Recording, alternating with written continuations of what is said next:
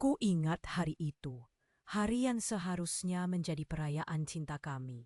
Kulihat kalender di dinding, hari itu tanggal yang menyentuh hatiku. Sebulan sebelum ulang tahun pernikahan kami. Suamiku Fikri sudah mempersiapkan kejutan, atau begitu yang kukira. Ketika ku cek ponselku, ada satu notifikasi tak terduga. Sebuah surat. Tanggal pengirimnya jelas, namun wajahku tiba-tiba memucat saat menyadari bahwa itu adalah surat darinya, dari orang yang pergi terlalu cepat. Dan isi surat itu, tanpa aku duga, mampu mengguncang dunia kecilku lagi. Aku ingat saat pertama kali Fikri mengajakku berkunjung ke rumahnya. Waktu itu, aku masih malu-malu melihat dia mengelola pasar pagi dengan penuh semangat. Gula dan kopi adalah aroma yang selalu menggoda, mengingatkanku pada pagi-pagi sederhana kami. Setiap sudut rumahnya, dari dinding bercat putih hingga meja kecil tempat kami biasa duduk sambil berbagi cerita, terasa hangat dan penuh harapan. Fikri selalu bisa membuatku tertawa, bahkan ketika hari-hari terasa berat. Saat kami menikah, semua terasa seperti mimpi indah. Persiapan pernikahan kami sederhana, namun penuh cinta. Sering aku membayangkan bagaimana perayaan ulang tahun pernikahan kami yang akan datang tahun ini. Dengan kue yang dia buat sendiri dan lilin yang menyala di atas meja. Setelah semuanya berlalu, aku tahu hari itu akan spesial. Hari yang menunjukkan betapa kami saling mencintai. Tetapi hidup tak selalu berjalan sesuai rencana. Dan kemudian saat itu pun datang.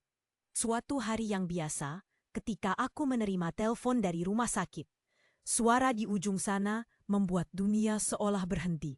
Setelahnya, setiap sudut rumahku yang dulunya hangat, kini terasa hampa. Hari-hari setelah kepergiannya hanya diisi oleh kenangan dan kesunyian. Fikri pergi begitu cepat, kurang dari sebulan sebelum hari yang seharusnya menjadi perayaan cinta kami, meninggalkan semua harapan dan impian yang tak terwujud. Setelah kepergian Fikri, hariku tak pernah sama lagi. Setiap sudut rumah kontrakan kami terasa sepi. Suara tawa dan obrolan hangat kami kini hanyalah kenangan yang bergaung di dalam pikiran. Di meja kecil tempat kami biasa berbagi cerita, kini hanya ada cangkir-cangkir yang tak lagi terpakai. Arema kopi yang dulu membangkitkan semangatku, kini hanya menimbulkan rasa hampa. Buku catatan yang sempat kami isi bersama hanya mengumpulkan debu. Sehari sebelum ulang tahun pernikahan kami, saat semua seharusnya bersukacita, aku terbangun dalam keheningan yang menyedihkan. Tiba-tiba, telepon berbunyi dan di sana suara lembut seorang perawat memberitahukan bahwa Fikri pergi dengan perlahan. Seolah dia ingin memastikan aku tidak mendengar dengan marah. Dalam sekejap, hidupku berubah dan semua harapan untuk merayakan cinta kami musnah. Aku ingat bagaimana kami berusaha merencanakan hari istimewa itu. Fikri pernah berkata akan membuatkanku kue coklat favoritku. Kue yang pernah ia buat pertama kali ketika kami masih pacaran. Dalam malam-malam sepi itu, bayangan senyumnya mengelilingiku, membuatku merasa dikhianati oleh waktu. Tangan Fikri yang dulu erat memegang tanganku, kini hanya bisa kuingat dalam mimpi. Dalam keheningan, aku merasakannya.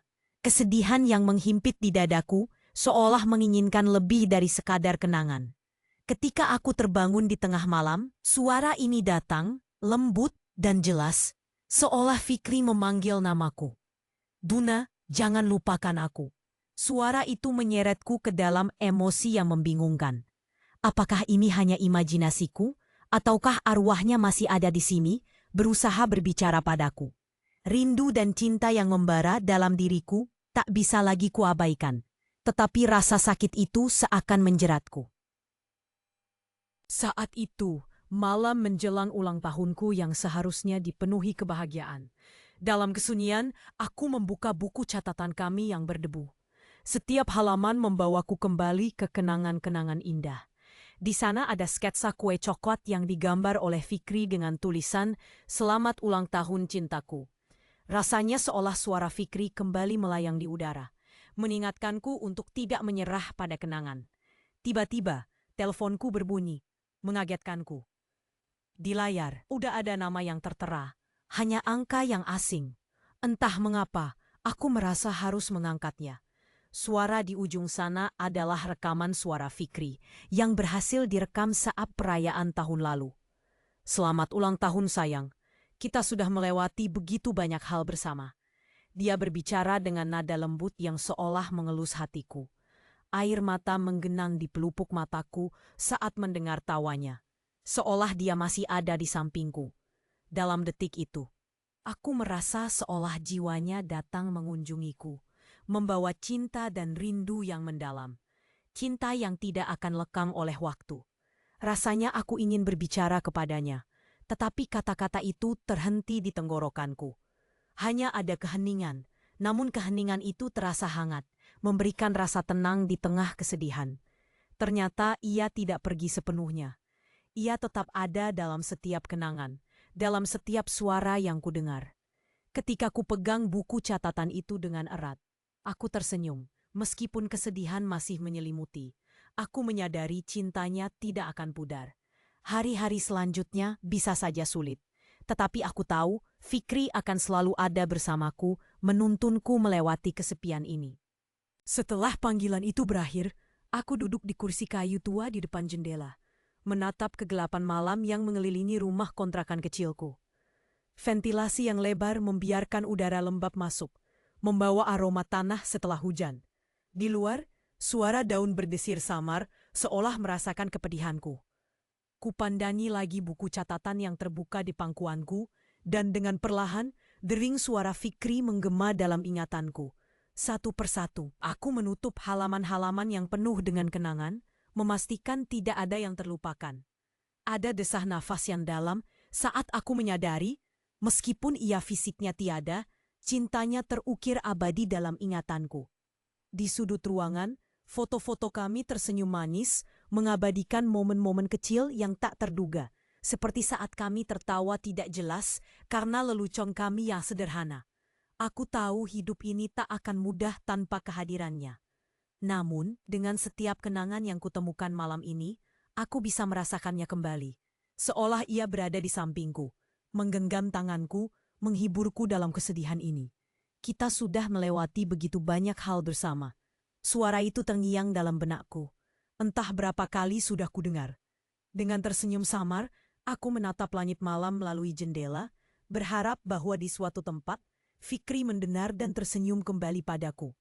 Kehilangan ini ada, tapi percikan cinta yang ia titipkan menghangatkan hatiku. Dan meskipun hari-hari berikutnya mungkin terasa sepi, aku berjanji pada diriku sendiri untuk memeluk kenangan ini, menjaga cinta kami agar tetap hidup. Dengan harapan dan rindu, aku siap melangkah melanjutkan hidup, meskipun bayangannya takkan pernah pudar.